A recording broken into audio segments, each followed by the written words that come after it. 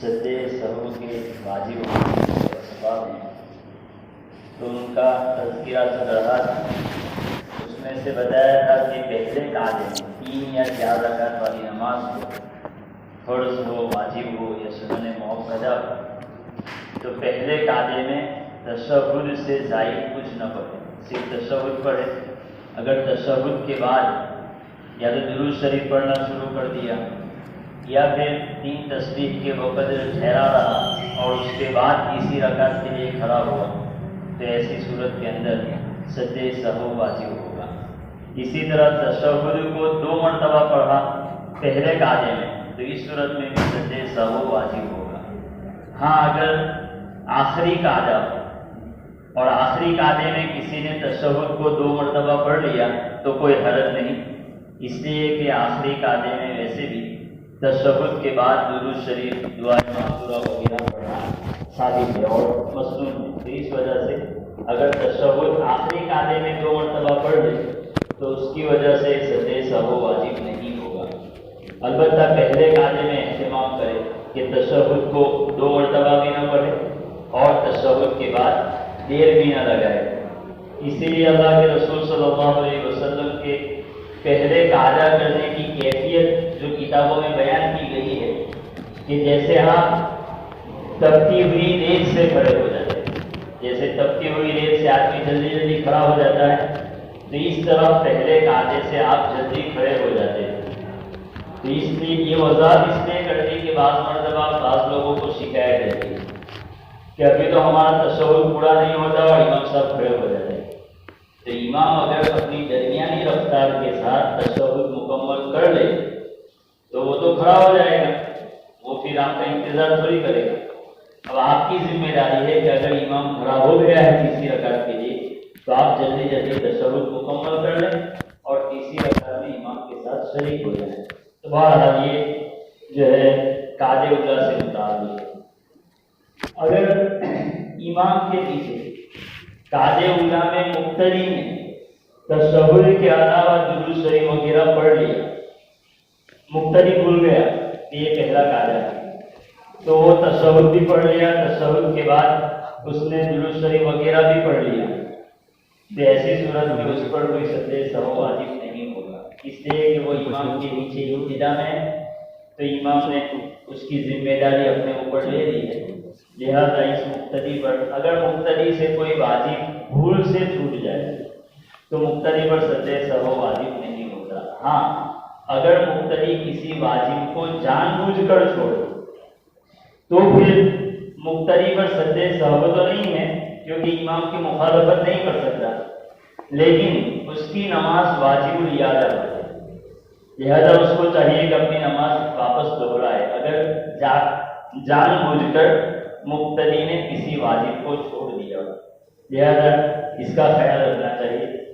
تو امام کے پیچھے پہلے قاعدے میں مقتدی نے تشہد کے بعد درود شریف وغیرہ پڑھ لیا ہو تو ایسی صورت میں اس پر سجدے سہو واجب نہیں ہوتا ہے.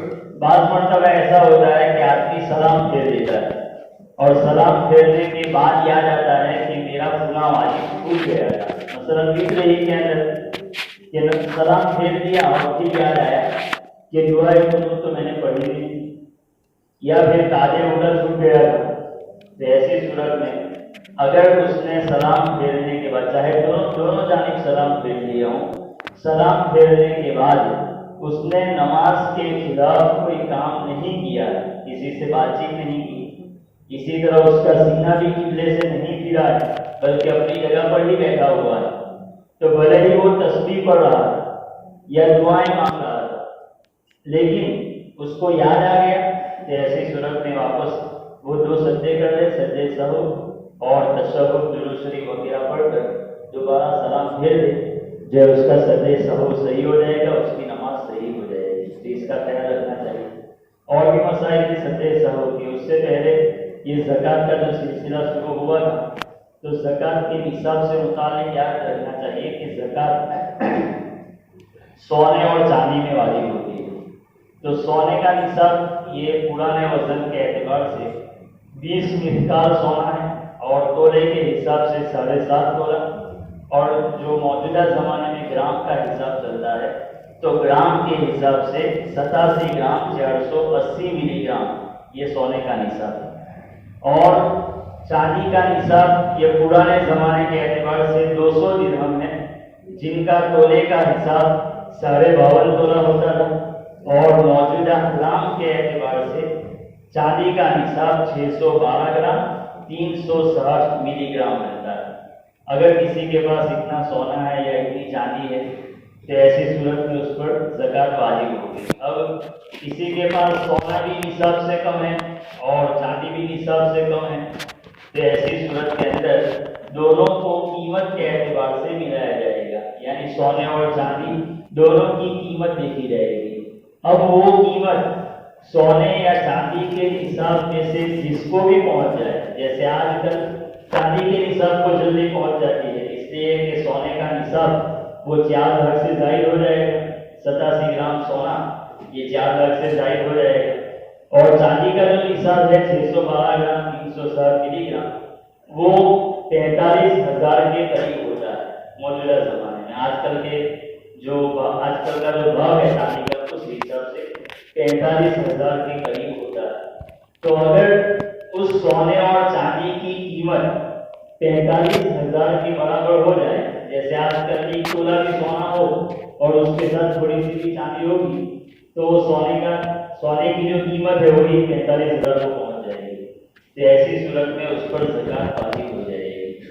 या फिर सोने के साथ रुपये पैसे हैं, चांदी नहीं है, तो इस सूरत में भी दोनों की कीमत मिलाई जाएगी, सोने की और उसके पास जो कैश है दोनों को मिलाया जाएगा, और दोनों को मिलाकर अगर चांदी के निसाब को पहुंच जाए तो ऐसी सूरत में उस पर ज़कात वाजिब हो जाएगी। बल्कि फुक़हा ने जिक्र किया है कि किसी के पास सोना भी नहीं है, चांदी भी नहीं है, लेकिन सिर्फ पैसे हैं, कैश है, तो ऐसी सूरत के अंदर उस पर भी अगर वो 45,000 या उससे जायद हो तो उस पर भी ज़कात वाजिब हो जाएगी। इसलिए कि जो मौजूदा ज़मान है यानी रुपये पैसे, तो वो भी सोने चांदी के हुक्म है, तो उस पर भी यानी जिसके पास सोना चांदी न हो, सिर्फ रुपये पैसे, तो उस पर भी ज़कात वाजिब हो जाएगी।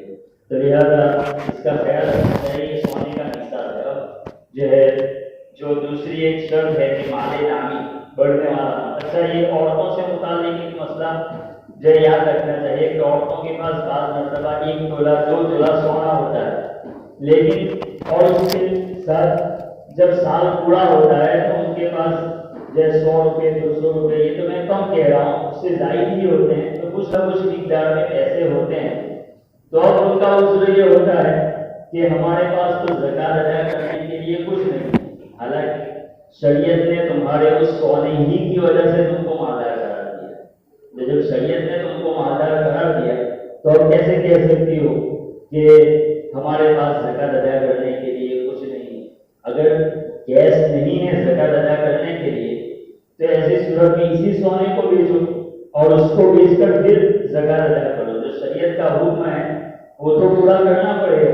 हाँ, अगर उस औरत की तरफ से उसका बाप, उसका शोहर, उसका भाई वो ज़कात अदा कर दे तो कोई हरज नहीं, ज़कात अदा हो जाएगी। लेकिन वो औरत ये उज़्र नहीं कर सकती कि मेरे पास ज़कात अदा